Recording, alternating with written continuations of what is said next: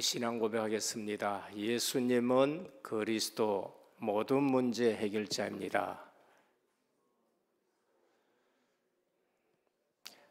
인사합니다. 예수 그리스도를 깊이 생각합시다.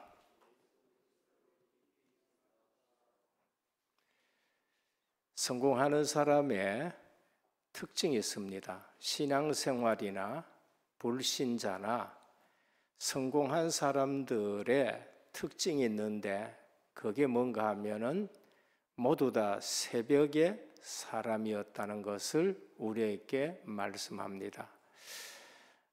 분명히 새벽을 깨우는 사람들은 성공하게 됩니다. 특별히 신앙인들은 실제적으로 새벽을 깨우는 사람들입니다. 오늘 또 새벽 이슬 같은 은혜가 우리 성도님들에게 임하기를 축원합니다. 하나님의 사람들은 눈에 안 보이는 축복을 볼 줄 알아야 됩니다. 눈에 보이는 축복은 실제적으로 우리에게 큰 유익을 주기보다는 유혹되는 일들이 많이 있습니다.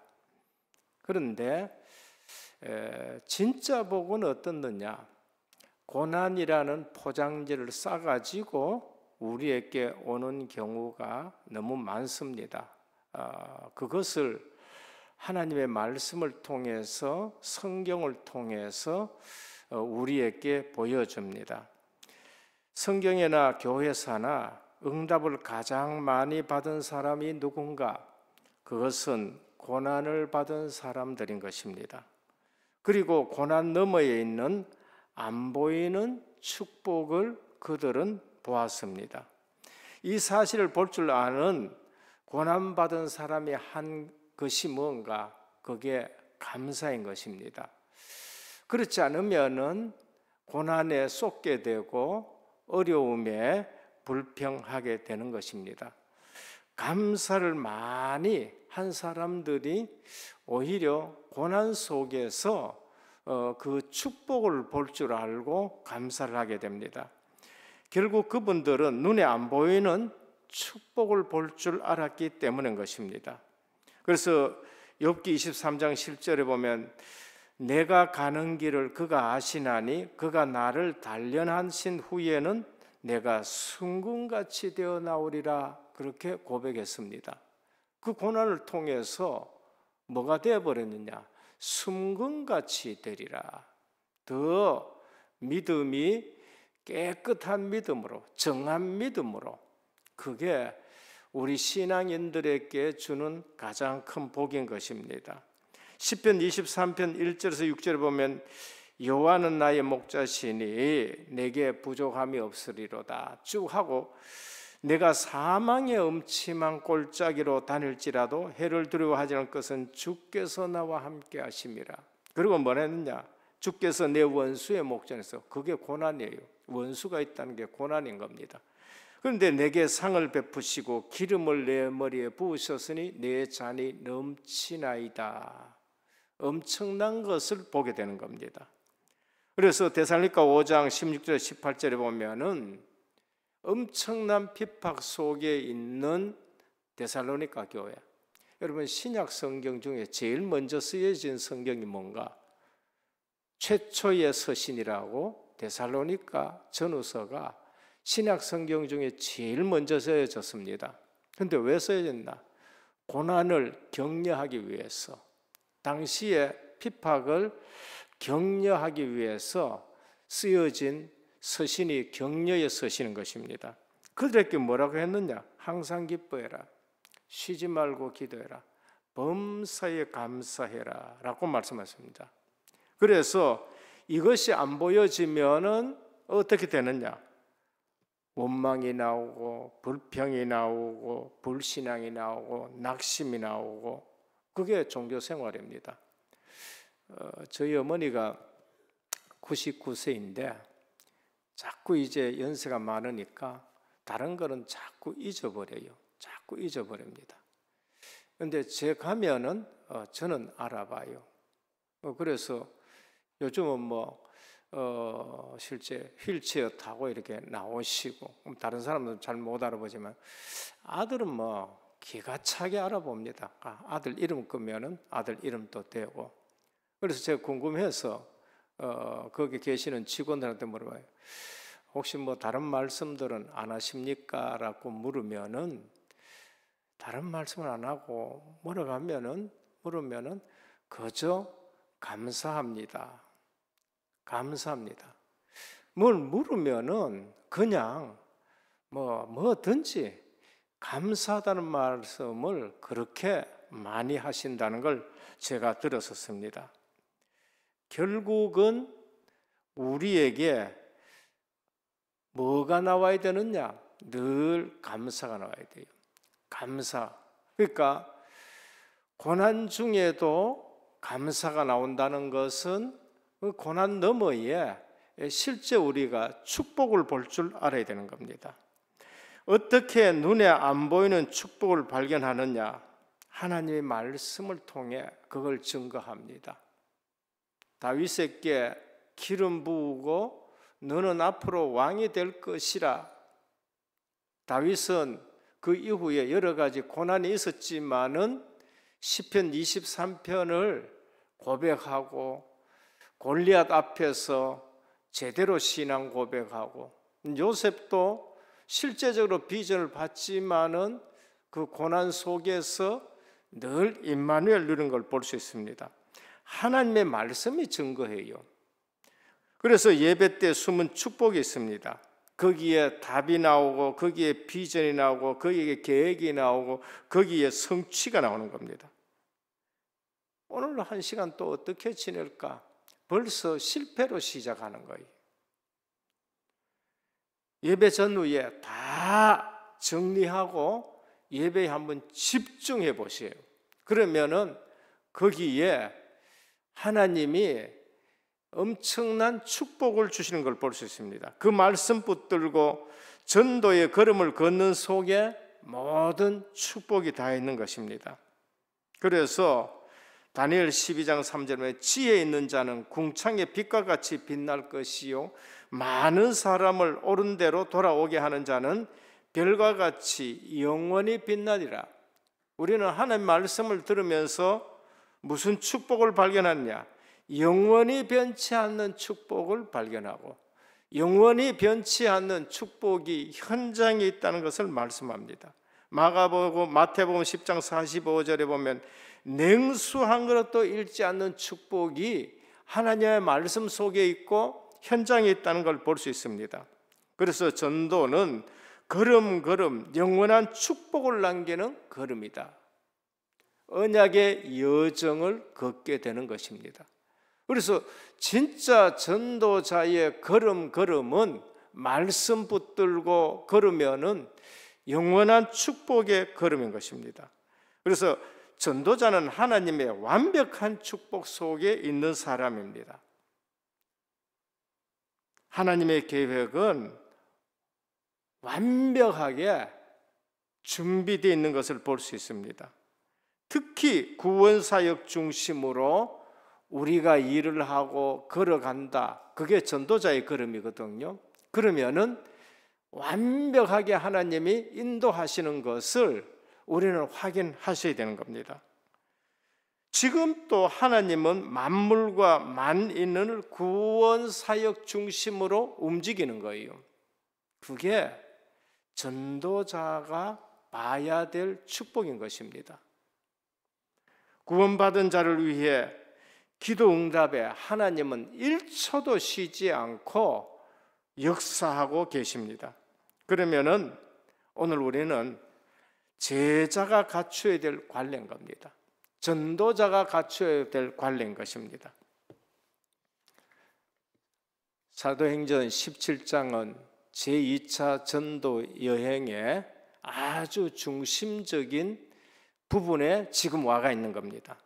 첫 번째, 복음과 전도는 성도의 관례가 되어야 되는 겁니다. 성공한 사람은 새벽에 일어나는 것이 관례였다듯이 신앙에는 새벽으로부터 시작되어야 되는 것이 관례였다는 것이 것처럼 복음과 전도는 성도의 관례예요. 특별히 전도한다 아니에요. 제가 복음 깨닫고 나니까 그냥 전도는, 포럼은, 증인은 그냥 일상생활 속에서, 만남 속에서 그게 관례가 되어지는 것입니다. 17장 2절입니다. 바울이 자기의 관례대로 그들에게 들어가서 어디로 들어가요? 회당으로. 당시에는 아직 회당과 교회가 분리되지 않는 상태입니다. 예배가 관례예요. 말씀 전하러 가는 것이 관례고, 말씀 들고 포럼하는 것이 관례고, 그러면서 은혜 받는 것이 관례인 것입니다. 바울이 자기의 관례대로 그들에게 들어가서 새 안식일에 성경을 가지고 강론하여 뜻을 풀어 그리스도가 해를 받고 죽은 자 가운데서 다시 살아날 것을 증언하고 성경 가지고 예수는 그리스도라고 말씀하는 것이 아주 익숙했다는 관례, 익숙한 것입니다. 에이오도스 관례입니다. 규례고 습관이고 익숙한 것이라는 것을 말씀합니다. 그래서 전도자 바울은 회당을 보자마자 전도하러 가고, 거기서 내가 복음을 전해야 되겠고, 복음을 포럼해야 되겠고, 이방인의 사도지만은 선교할 때마다 제일 먼저 어디로 갔냐? 회당으로. 거기 가서 말씀을 전하는데 예수가 그리스도라고. 받은 사명이 완전히 각인뿔이 체질된 거 관례입니다. 사도행 9장 15절에 주께서 이르시되 가라, 이 사람은 내 이름을 이방인과 임금들과 이스라엘 자손들에게 전하기 위하여 택한 나의 그릇이라. 사명이 관례가 되어야 됩니다. 하나님이 주신 사명, 내게 주신 직분, 이게 사명이에요. 직분이 사명인 겁니다. 그것이 각인되고 뿌리 되고 체질이 되어야 됩니다. 사도행전 26장 1절에서 29절입니다. 바로는 훗날 자기를 신문하는 아그리빠 왕에게까지 그리스도인이 되라고 복음을 전파하는 겁니다. 뭐라 그러냐? 아그리빠가 바울에게 내가 적은 말로 나를 권하여 그리스도인이 되게 하려 하는도다. 바울이 이르되 말이 많으나 적으나 당신뿐만 아니라 오늘 내 말을 듣는 모든 사람도 다 이렇게 결박된 것 외에는 나와 같이 되기를 원하노라. 그러니까 사람 만나면은 나와 같이 되기를 원한다. 복음 전하는 것이 관례가 된 거예요. 관례가 되어야 된다는 말은 전도는 목회자가 시켜서 하는 일도 아니고, 또 전도는 전도 주간에만 하는 것도 아니고, 전도는 성도의 생활, 누림, 습관, 관례라는 것을 우리에게 말씀을 하는 겁니다. 디모데후서 4장 2절에 너는 말씀을 전파하라. 때를 얻든지 못 얻든지 항상 힘쓰라. 범사의 오래 참음과 가르침으로 경책하며 경계하며 권하라. 때를 얻든지 못 얻든지 그건 습관이 되고 익숙한 일이 되어야 된다는 것을 우리에게 말씀합니다. 오늘도 우리는 실제적으로 내가 복음 누리는 것이 익숙해야 되고, 그러면서 만나면은 이 복음 누리는 것이 전달돼야 되고, 그러면서 실제로 그것이 관례가 되어야 됩니다. 바울의 관례, 새 안식일, 영적인 관례입니다. 안식일마다 회당에 들어가 영적인 관례가 있어야 돼요. 내가 영적으로 힘을 얻는 습관이 되어가 있어야 되고, 그것이 익숙해야 돼요. 저는 사도행전 19장에 아나니아를 보면서 느끼는 거 있습니다. 너무나도 영적인 관례가 익숙했는데 아나니아야 하니까 내가 여기 있습니다. 말씀하옵소서. 하나님과의 관계가 너무나도 익숙한 거 있죠. 너무나도 익숙한 거. 그래서 성경을 가지고 나름대로 메시지가 정리가 된 겁니다. 성경을 가지고 뭐가 정리됐어요?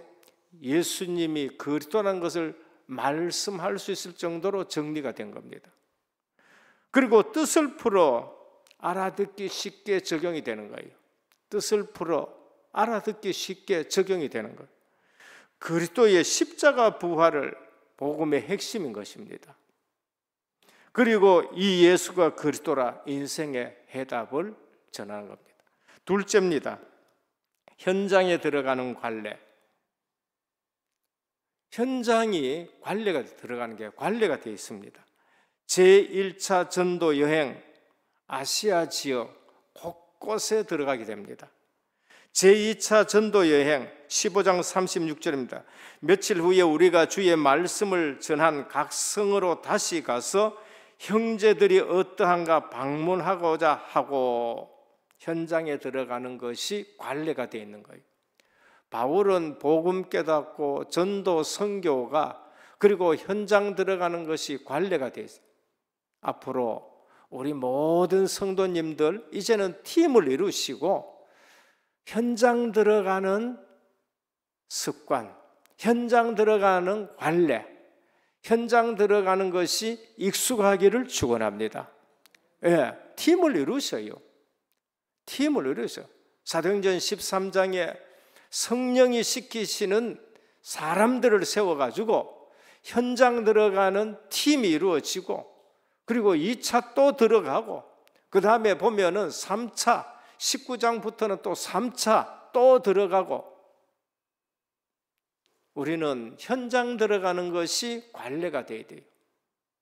이제는 현장을 정해놓고 새 현장 없으면은 사도 바울처럼 2차 전도 여행에 우리가 가서 복음 전한 그 지역이 어떻게 됐는가 보자. 들어가서 거기에 또 들어가고, 거기에 들어가서 그 다음 단계로 또 들어가고. 사도행전 16장 성령의 인도를 받아 마게도냐 현장으로 들어갑니다. 아시아로 갈라 했는데 예수의 영이 허락지 않고 마게도냐 지역으로 현장 가면은요, 성령이 인도하시는 걸 볼 수 있습니다. 성령께서 문을 여시는 것을 볼 수 있는 것입니다. 핍박이 있었다, 고난이지요. 그런데 그 핍박 속에 하나님은 또 다른 계획을 갖고 있습니다. 가는 곳마다 핍박이 있었죠. 여기에 큰 하나님의 계획이 있는데 뭔가 옆에 지역으로 가는 거예요. 안 그러면 자칫 잘못하면 거기에 그대로 머물 수 있죠. 그런데 옆에 지역으로. 오늘 보니까 데살로니가 가니까 또 핍박이 있어요. 베레아 지역에 가니까 이들은 데살로니가 사람들보다 더 말씀을 잘 듣는데, 데살로니가 지역 사람이 또 이끄지 따라와서 또 핍박이지요. 또 다른 지역 아덴 쪽으로 가고. 그러니까 핍박 때문에 이 복음이 더 빨리 확산되는 거 있죠. 한 지역뿐만 아니라 다른 지역으로 핍박 때문에 이 동네 저 동네 가는데 계속적으로, 그러니까 고난 넘어 하나님의 축복을 볼 줄 알고, 고난 넘어 하나님이 예비한 걸 볼 줄 알고, 우리는 신앙생활에 자칫하면 고난 때문에 원망으로 빠지고, 고난 때문에 낙심으로 빠지고, 고난 때문에 불평으로 빠지고. 그런데 사도 바울은, 전도자는 고난 너머에 하나님의 예비된 축복을 볼 수 있었는데 지역적으로 급속하게 전도가, 선교가 급속하게 되는 걸 볼 수 있는 겁니다. 데살로니가 현장, 로마 정치가 키케로는 데살로니가는 우리 로마 제국의 심장보다 얼마나 중요한 곳입니까? 로마가 심장부라 그래야 되는데, 이 가장 유명한 정치가가 데살로니가는 로마의 심장부다. 그 뭘 얘기합니까? 수도는 아니지만은 경제와 문화와 정치가 그곳의 중심부가 될 수 있을 만한 곳이란 거죠. 그리고 핍박 때문에 거기 왔었고, 거기 머물지 않고 또 핍박 때문에 움직이는 걸 볼 수 있습니다. 마가복음 1장 21절입니다. 현장에 들어가는 관례. 우리 주님은요, 들어갔던 곳 또 들어가요. 예수님이 가버나움에 들어가시나 1장이에요. 그런데 2장에 보면은 수일 후에 예수께서 다시 가버나움에 들어가신다. 예수님은 갈릴리에 또 가시고 갈릴리에 또 가시고 갈릴리 지역을 계속 갔던데 또 가시는 거 있지요. 유대는 갈릴리만큼 한다. 나중에 또 유대 지역으로 가고, 세상 현장에는 복음의 진리를 듣고 싶어하는 심령들이 허다함을 사도행전에서도 볼 수 있고 우리가 전도 현장 가보면 알 수 있습니다. 이번에도 또 포럼 하나 올려주셨는데요, 거기 보니까 이 현장에 이 복음 듣고 놀라는 사람들이 얼마나 많은지 모른다고 얘기를 합니다. 사도행전 17장 4절에 보세요. 그 중에 어떤 사람 고 경건한 헬라인의 큰 무리와 적지 않은 귀부인도 권함을 받고 바울과 신라를 따르니 했습니다. 부유층 중에도요. 우리는 부유층은 뭐 복음을 잘 안 듣는 아닙니다. 헬라의 귀부인들이, 사도행전 17장 11절에 보면 베라에 있는 사람들은 데살로니카에 있는 사람보다 더 너그러워, 전에는 더 신사적이었다고 말합니다. 마음으로 말씀을 받고 이것이 그런가 하여 날마다 성경을 상고하거니와. 현장에는 복음을 듣고 싶어하는 사람들이 많은 겁니다. 본절엔 대부분 경건한 헬라인들과 기부인들하고 증가하고 있습니다. 저들의 문제가 뭡니까? 철학과 신화로 영혼의 갈증이 해결되지 않는 사람들인 것입니다. 오늘 또 우리는 적지 않는 귀부인들이 믿었다라고 말합니다. 데살로니가의 귀족이나 고관들의 부인, 이방 남편들의 방탕한 생활에 염증을 느껴가지고 유대교의 율법주의에 들어왔지만은 율법을 들으면서 그들도 죄 문제가 해결되지 않고 우리도 죄인이라는 그런 상태에 있었었는데, 이 복음을 듣고 그들도 죄사함을 받고 너무 기뻐하는 것을 볼 수 있는 것입니다. 율법의 도덕 앞에 서는 자기들도 남편과 똑같이 죄인임을 알고 괴로워하고 있는데 예수 그리스도의 복음을 듣고 그러면서 해방받고 전도자로 살아가는 걸 볼 수 있습니다. 그들에게 십자가의 은혜의 대속과 부활의 영생의 복음을 듣고 살아나게 되는 걸 볼 수 있습니다. 하나님의 사람은 하나님의 중요한 응답을 볼 줄 알아야 됩니다. 오늘 우리가 이 땅에 있는 여러 가지 문제 속에 그 너머에 하나님의 축복이 있는 걸 볼 수 있어야 돼요. 고난은 축복의 포장지다라는 것을 우리에게 말씀합니다. 오늘 또 전도자에게 있는 고난, 또 위기, 직후에 또 다른 지역으로 갔다. 위기가 문제가 아니고 중요한 계획이 있습니다. 날마다 말씀을 강연했다. 날마다. 우리는 날마다 우리의 입술에서 그리스도의 복음이 나와야 됩니다. 하나님은 뭘 주면야? 간절한 심령들이 예비되어 있고 말씀이 예비되어 있고 11절입니다. 믿는 많은 무리가 12절에, 귀부인과 남자들 12절입니다. 그런데 저주받은 사람들은 어떤 사람인가? 종교인이에요. 사단의 일을 하게 됩니다. 하나님의 뜻을 알고 열심히 하는데 사단의 일, 복음을 방해하는 거 있죠.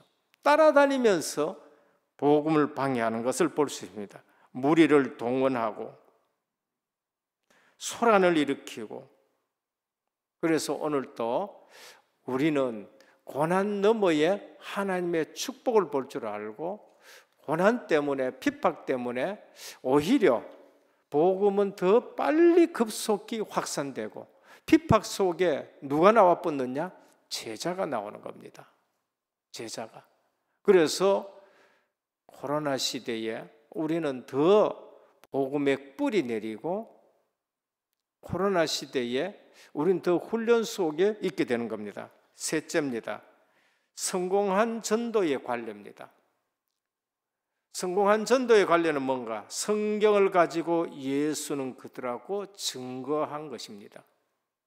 사도행전에 전도 중에 성공한 관례는 뭐냐? 성경을 가지고 예수는 그리스도라고 전하는 거예요. 성경 가지고 딴 거 하지 말고.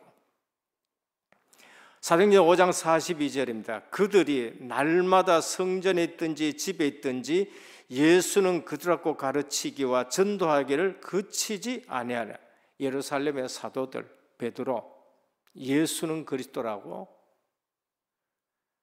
사도행전 17장 3절입니다. 새 안식일에 성경을 가지고 강론하여 뜻을 풀어 그리스도가 해를 받고 죽은 자 가운데서 다시 살아나야 할 것을 증언하고 이르되 내가 너희에게 전하는 이 예수가 곧 그리스도라 하니 큰 무리와 적지 않은 귀부인들도 권함을 받더라. 오늘 본문입니다.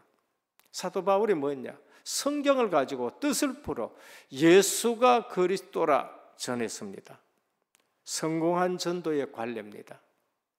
사도행전 18장 5절입니다. 실라와 디모데가 마게도냐로부터 내려오며 바울이 하나님의 말씀에 붙잡혀, 하나님의 말씀 성경입니다, 유대인들에게 예수는 그리스도라 밝히 증언하니 성공한 전도의 관례, 예수가 그리스도라. 뭐를 가지고요? 성경을 가지고.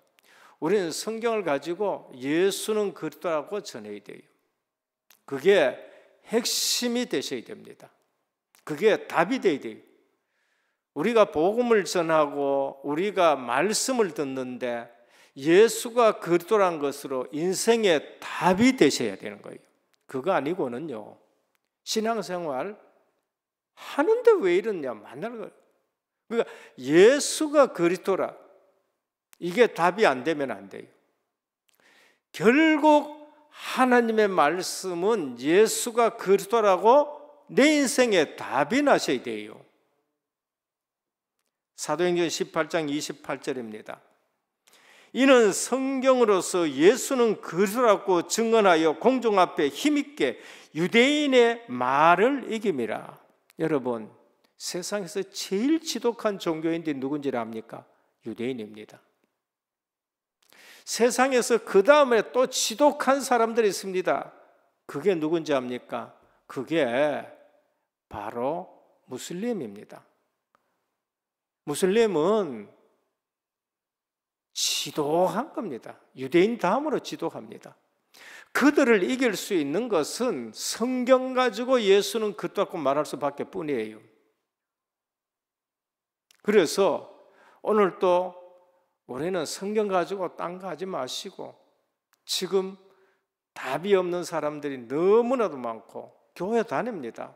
근데 예수가 그러한 것으로 답이 안 나고 신앙생활 하는 사람이 얼마나 많은지 봅니다. 문제 때문에 거기에 답을 찾고 문제에 휘말려 있고 고난에 짓눌려 있고, 딴 거 가지고 답이 된 줄 압니까? 안 돼요. 오늘 사도행전의 모든 핵심이 뭔가? 성경을 가지고 예수는 그들하고 증언했는데 그 귀부인들이, 그 고관들이 답이 되는 걸 볼 수 있습니다. 예수 그들만 전해야 될 이유가 뭔가? 오늘 본문 이후에 또 나오는 지역이 있습니다. 그게 사도행전 17장 16절에서 34절인데 그리스도의 아데네입니다. 여러분, 그리스도의 아데네는 철학의 도시입니다. 철학의 발상지예요. 그런데 사도 바울이 거기 갔습니다. 사도 바울은 철학을 배웠고 학문을 굉장히 배운 사람입니다. 사도 바울의 서신을 보면은요, 공부 안 한 사람이 아니라 진짜 공부한 사람이거든요. 그런데 그거 가서 어떻게 됐느냐? 철학을 바탕으로 해가지고 복음을 전하려고 했습니다. 그러다 보니까 읽어보면 변론이 일어났어요. 변론이. 그런데 거기서는 그 많은 제자들이 나왔는데 제자들이 일어나지 않고 거기에는 교회가 세워진 일이 없다는 것을 우리에게 말씀합니다. 아덴 지역에, 아데네입니다. 아덴이라고 했는데 이게 아데네예요. 여기서 전도하고 나서 어디에 왔느냐? 고린도 지역에 왔어요. 그래서 고린도 지역에 와서 사도 바울이 뭐라 그러냐? 내가 너희에 올 때에게는 심히 두렵고 떨었다고 말합니다. 왜? 아데네 지역에서 전도에 성과가 없어서 너희들한테 올 때는 내가 심히 두렵고 떨었다 그래 말해요. 그러고 나서 뭐라냐? 내가 예수 그리스도의 십자가 외에는 이제는 결코 다른 것을 전하지 않겠다고 말합니다. 아테네에는 에피쿠로스 학파가 있고 스토아 학파가 있어요. 에피쿠로스 학파, 쾌락을 인생의 주된 목표로 삼아요. 쾌락은 모든 고통, 욕정, 미신적인 공포, 죽음에 대한 염려에서 벗어나서 마음의 평정을 이룬다. 그게 쾌락인 겁니다. 그런데 그들에게 있는 문제가 해결되지 않는 겁니다. 스토아 학파는 금욕주의입니다. 문제 해결되지 않습니다. 그래서 철학 가지고 변론만 일어나지 성과가 없는 거예요. 여러분, 복음 전하다가 변론 일어나면은 중지하는 게 좋습니다. 괜히 쓸데없는 시간만 낭비해요. 변론으로서 그 사람이 변하느냐? 안 변합니다. 믿음이 들어가야 되는 겁니다. 고린도전서 1장 18절 31절입니다. 세상 것으로 하나님의 것을 이길 수 없습니다. 그래서 하나님의 지혜에 있어서는 이 세상이 자기 지혜로 하나님을 알지 못하므로 하나님께서 전도에 미련한 것으로 믿는 자들을 구원하시기를 기뻐하셨도다. 그래서 전도 외에는, 복음 전하는 것 외에는 다른 방법이 없습니다. 유대인은 표적을 구하고 헬라인은 지혜를 찾는, 헬라인은 자꾸 새로운 지식을 찾아요. 새로운 지혜를 찾습니다. 바울을 만나서 또 새로운 지식과 지혜가 있는가 만나요. 유대인은 사도들을 통해서, 그리스도를 통해서 계속 기적을 찾았었습니다. 우리는 십자가에 못 박힌 그리스도를 전하니 유대인에게는 끄리끼는 것이요 이방인에게는 미련한 것이로되 오직 부르심을 받은 자들에게는 유대인이나 헬라이나 그리스도는 하나님의 능력이요 하나님의 지혜라. 17장 후반부에 아테네에서 전도에 실패하고 나서 사도 바울은 고린도전서 2장 1절에서 16절에 말씀합니다. 형제들아, 내가 너희에게 나아가 하나님의 증거를 전할 때에 말과 지혜의 아름다운 것으로 아니하였나니. 아테네에서 말과 지혜의 아름다운 것 가지고 해봤어요. 안 된다는 거예요. 내가 너희 중에서 예수 그리스도와 그가 십자가에 못 박히신 것 외에는 아무것도 알지 아니하기로 작정하였음이라. 내가 너희 가운데 거할 때 약하고 두려워하고 심히 떨어나 내 말과 내 전도함이 설득력 있는 지혜 말로 하지 아니하고, 아테네에서 그렇게 하는 것처럼 하지 아니하고 다만 성령의 나타나심과 능력하라요. 너희 믿음이 사람의 지혜에 있지 아니하고 다만 하나님의 능력에 있게 하려 하였노라. 오직 예수 그리스도의 십자가와 부활의 복음만 전하시기를 바랍니다. 말과 지혜의 아름다운 것으로 하려고 했는데 그것 가지고 안 된다는 거예요. 그래서 현장에서 무엇을 증거해야 되느냐? 예수 그리스도의 십자가의 복음과 예수 그리스도의 부활의 복음과 예수 그리스도가 보내신 보혜사 성령, 예수 그리스도의 보좌와 그 축복을 우리가 전해야 되는 겁니다. 우리는 사도행전을 보면서요, 핵심은 성경을 가지고 예수는 그리스도라고 전하는 것, 그 외에는 인생에 답이 없다는 것을 베드로를 통해서, 사도 바울을 통해서, 대설교가 아볼로를 통해서, 사도행전에 설교하신 분들이 베드로고 설교하신 분이 바울이고 설교하신 분이 아볼로, 그 세 분이 전부 다 성경을 가지고 예수는 그리스도라고 답을 준 걸 볼 수 있습니다. 현장에 무엇을 가지고 증거해야 되느냐? 성경을 가지고 예수는 그리스도. 그래서 모일 때마다 성경을 가지고 그리스도를 포럼하시고 성경을 가지고 그리스도로 답을 주시고 절대 고난에 속지 않기를 주님의 이름으로 축원합니다. 절대 환경에 속지 말길 바랍니다. 결론입니다. 속지 마라. 고난은 축복의 포장지다. 포장지다. 요셉도 그 포장지를 뜯고 하나님의 비전을 이뤘고, 다윗도 그 포장지를 뜯고 축복을 이뤘고, 모세는 80세에 그 포장지를 뜯었고, 사무엘은 어릴 때부터 그 포장지를 뜯고 법궤 옆에서 산 것을 볼 수 있습니다. 그래서 등불을 끄지 않았다. 오늘 또 이 말씀을 듣는 우리 모든 성도님들이 기도의 파수망대 세우기를 축원합니다. 고난에 속지 말고요. 그래서 제자는 아무것도 두려워할 필요 없습니다. 그 고난 속에 어디로 갔죠? 또 다른 현장, 또 다른 현장으로 두려움 없이 들어간 겁니다. 시편 119편 70절에 뭐라고 했느냐? 시편 119편 70절에 고난에 내게 유익이라 내가 주의 율례를 배웠다라고 그렇게 말씀합니다.